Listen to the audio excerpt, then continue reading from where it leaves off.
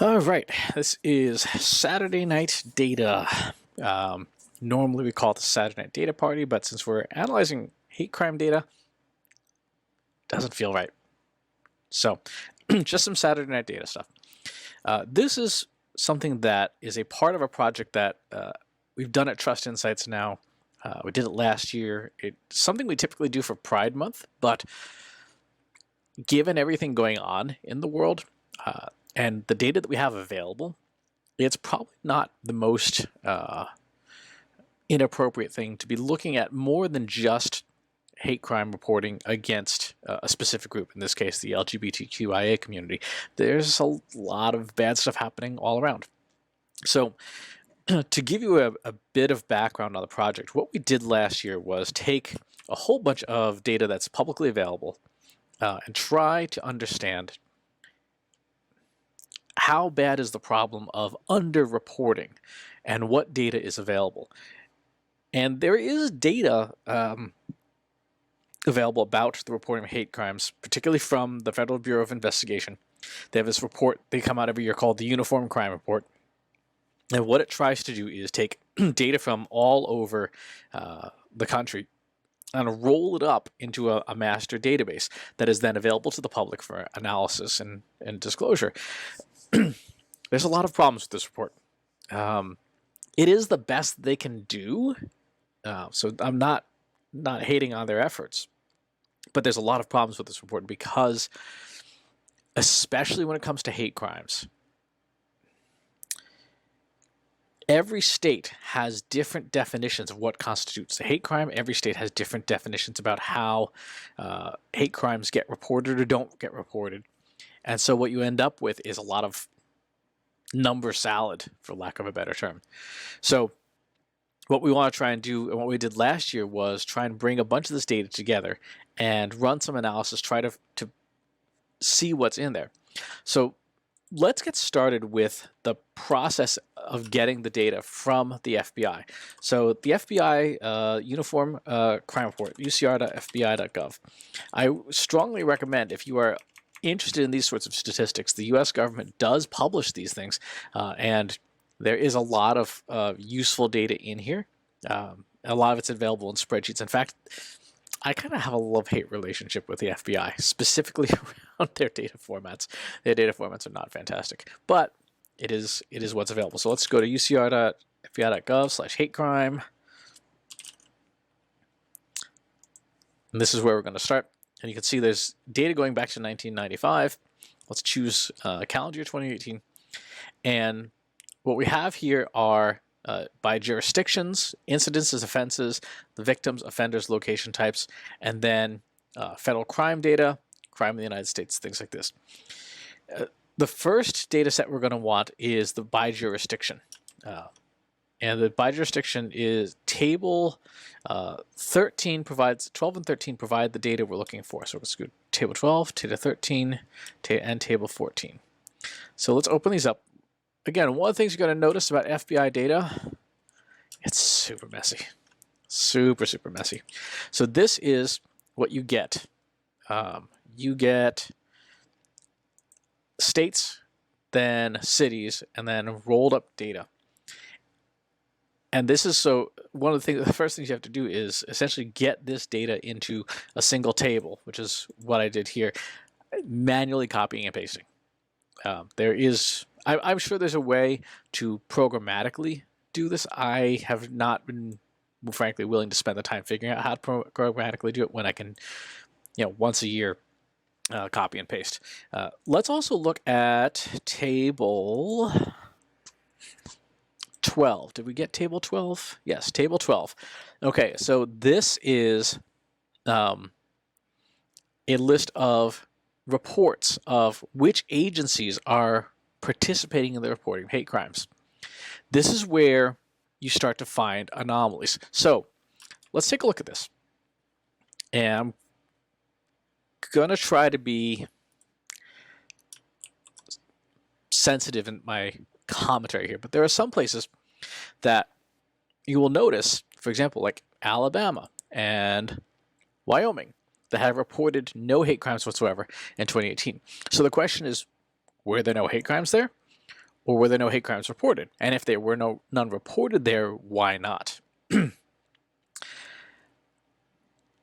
Given the state of everything happening right now around the country, I find it difficult to believe that there is any state in the Union, period, where there have not been hate crimes. Whether they were reported and whether those agencies in turn reported to the federal government is probably the bigger question.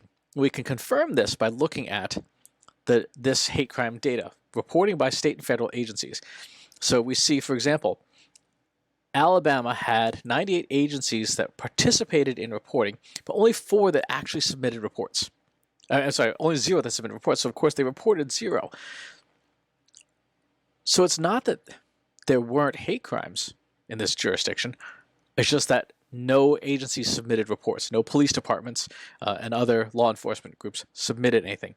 And then when you start to go down the numbers here, one of the things you'll notice, again, in the spreadsheet, you'll notice like some places have a ton of reported hate crimes. California, 596 against race and ancestry, 20 against gender identity, 1,000 total hate crimes.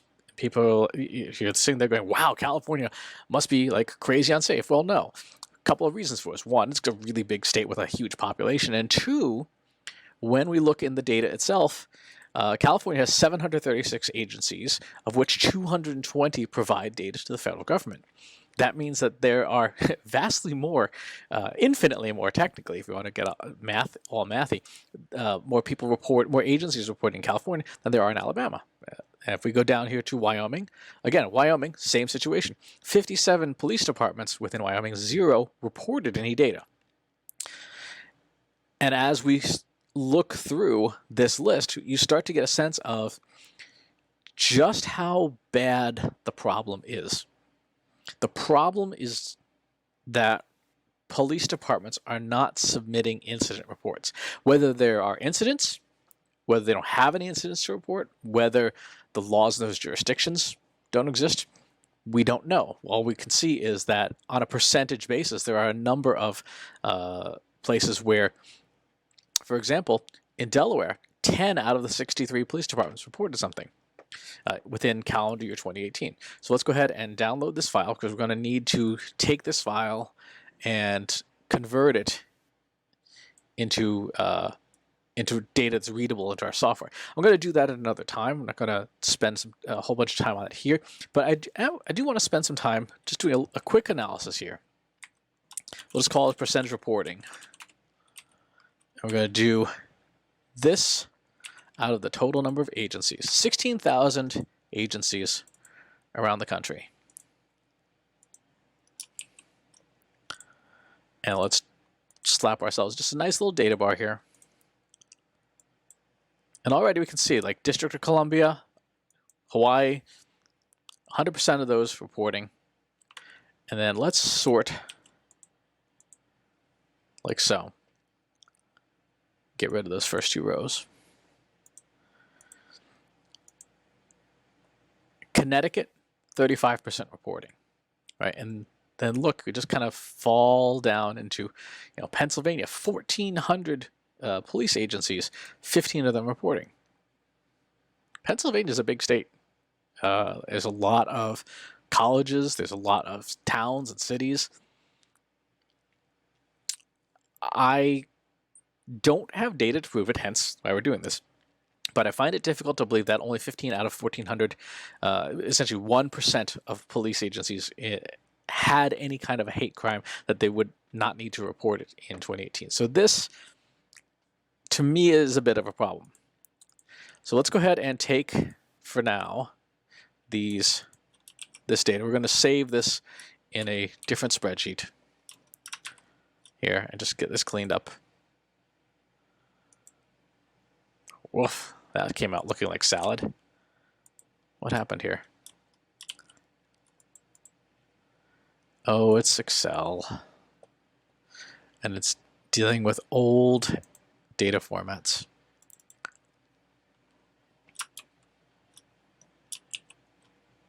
Let's see if we can just snag it from here cleanly.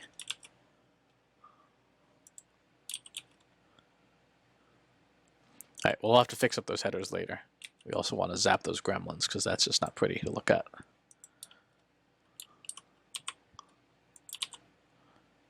All right, we'll call this reporting 2018.csv.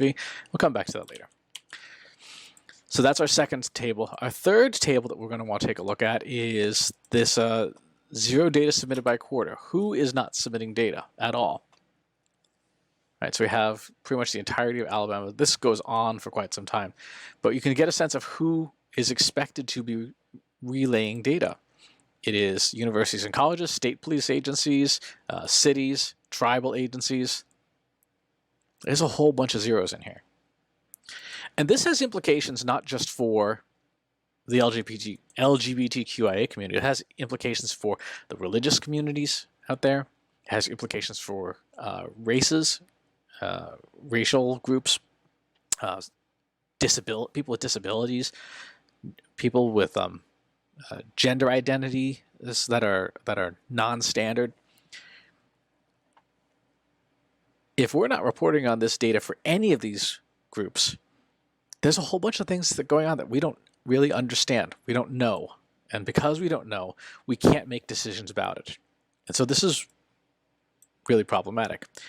All right, so we've got our population data. We'll want to update our population data as well to bring in new data. We will want to get, as best as possible, if it's available, our LGBTQ populations, population density, number of people, right? And so this data, we'll have to, again, you'll see a lot of copying and pasting and scraping of data this way, because for a lot of these nonprofit organizations, they have to publish their data, and they're going to make it as easy as possible to put it on the web. So you get lovely things that look like this. First things first, this is a disaster waiting to happen. We're going to get rid of all the commas, because that's just not a good idea to have commas in a CSV file. And then at some point, a little bit later on, we're going to need to clean up those names.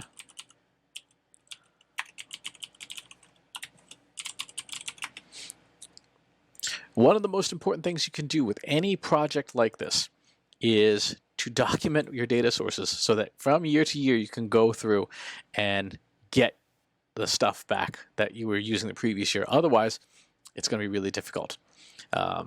Let's see.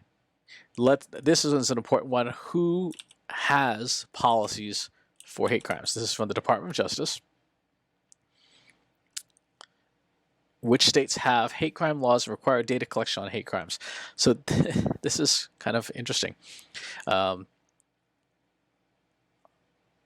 The blue represents has hate crime laws and requires data collection on it.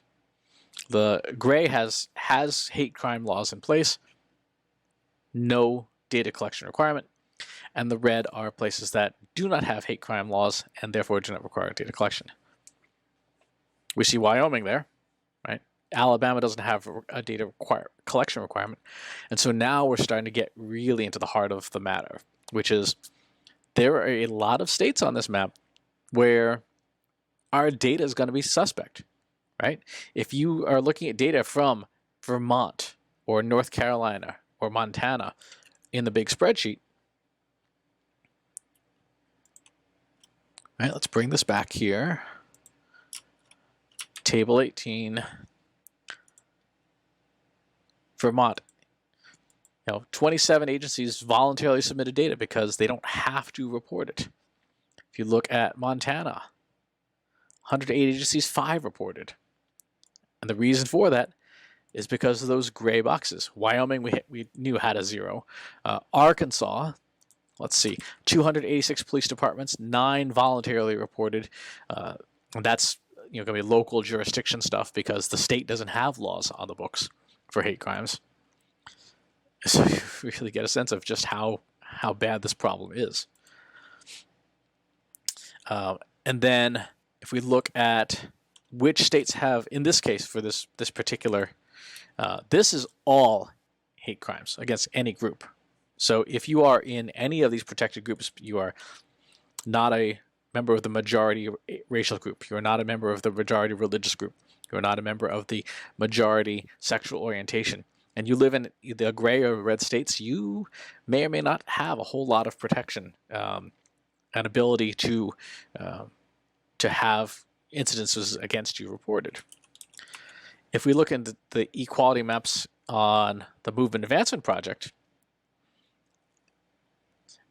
any state that's orange is a state that does not have laws for hate crimes that include sexual orientation or gender identity.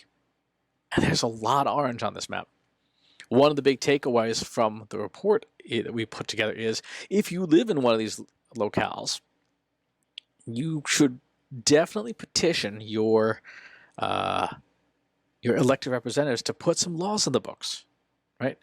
It doesn't hurt anyone to expand rights to cover more people. Right? It doesn't hurt anyone to have an existing hate crime law expanded to cover sexual orientation and gender identity. Right? Crime's a crime. And if this law can expand that definition to cover protected groups, it's better for everybody because it catches bad guys and makes bad guys serve longer penalties for doing bad things. Right? People who don't commit hate crimes of any kind don't have to worry about the expansion of a law. So we will pull in that data. Let's get the tabular data here. Again, another lovely pile of data we'll have to clean up.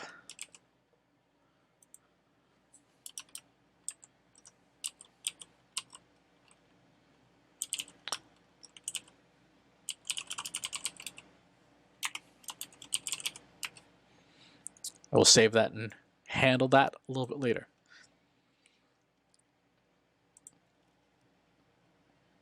And now, the next thing we want to take a look at is trying to understand social media content about the reporting of hate crimes from news and from news coverage and social media conversations. We're not going to dig into this right now because we're already about a little bit more than 15 minutes into this, but we can extract data from Google's GDELT project, which is sort of a back-end Google News style database. We can extract data from the Talkwalker platform. I'll show you an example of that. When you look at reporting a hate crime, what is the language that people use around these particular terms? So let's look at some noun phrases here. And what we want to use here is try and identify, are there specific terms, words, phrases, frequencies of conversations about these things that we can use to help benchmark these problems. So the way to think about this is, if you see in a given location, in fact, let's pull up our location map here.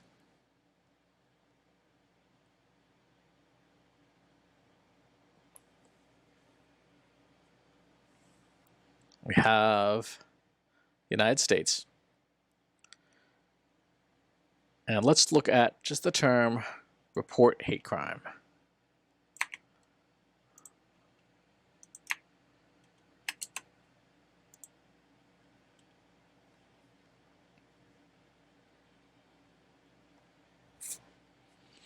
Now, this is 13 months of conversations that use this term. 59,000 times it's been used.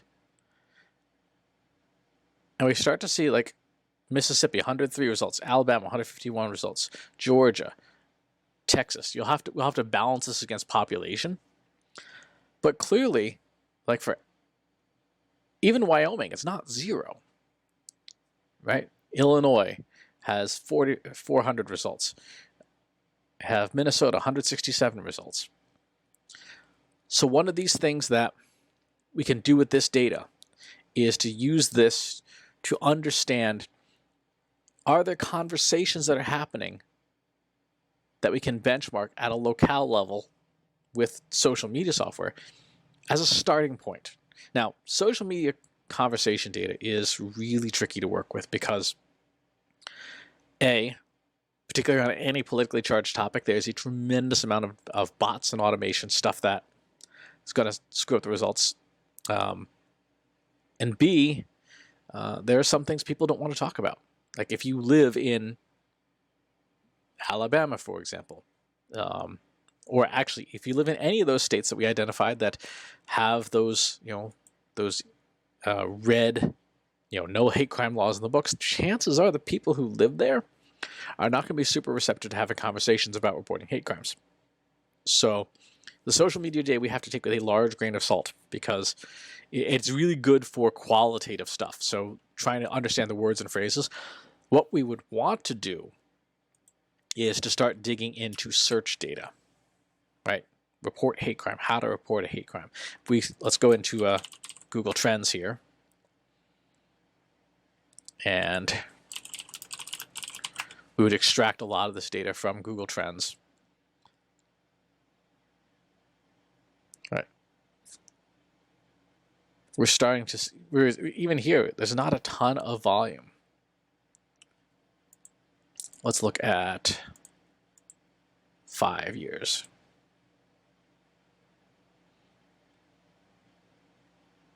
Right, looking back 5 years, there's not a ton of search data happening here either. So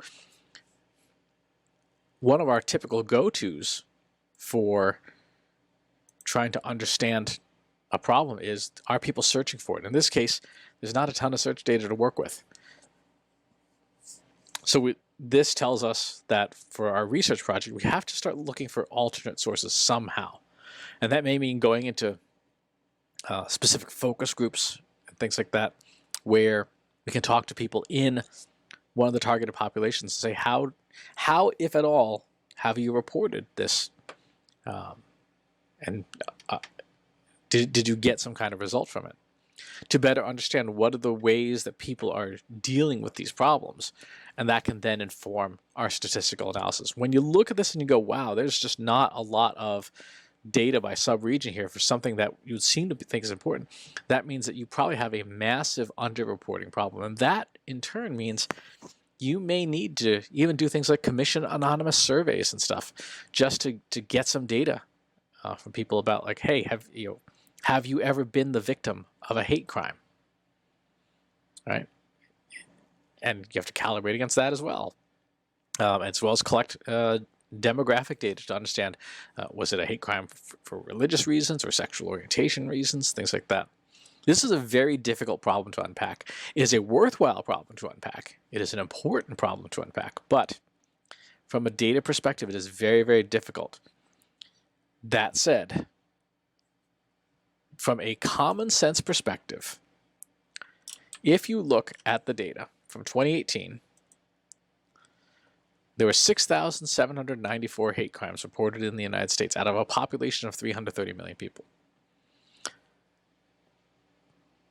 Intuitively, that seems a little low. And so you can do things like, for example, if you were to take the number of hate crimes reported in a jurisdiction and multiply that by the inverse of the number of police departments reporting, essentially trying to compensate for all those that aren't reporting, could you get closer to an actual estimate? Probably. Probably. But what I want you to take away from this Saturday night data exercise are a couple things. One, a lot of the problems that we're dealing with right now as a society, whether it's pandemic related, race relations related, sexual orientation problems related, that there is data out there to get. There is data out there for you to work with. There are tools that you can use, even, good old Microsoft Excel, really good tool for a lot of this data. There's nothing stopping you from lending your assistance to the problem, finding some of these nonprofits to volunteer with and say, hey, I'm interested in helping out. Would you like some help trying to process this data to bring awareness to the problem, to motivate people to action? For example, getting people to petition legislatures. You need to make a law that says we are required to report hate crime data to the federal government. Right? That alone would be a massive change. It would be a great change. It'll be fun. Well, not fun. It'll be enlightening, eye-opening. Would be, let's take the 2017 data Let's see how much has changed from 2017. Let's take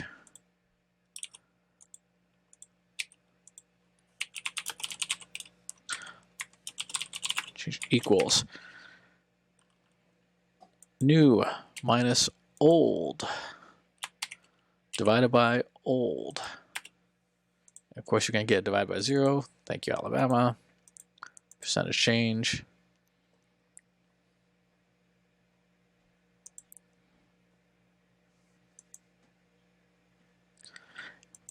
Isn't that interesting?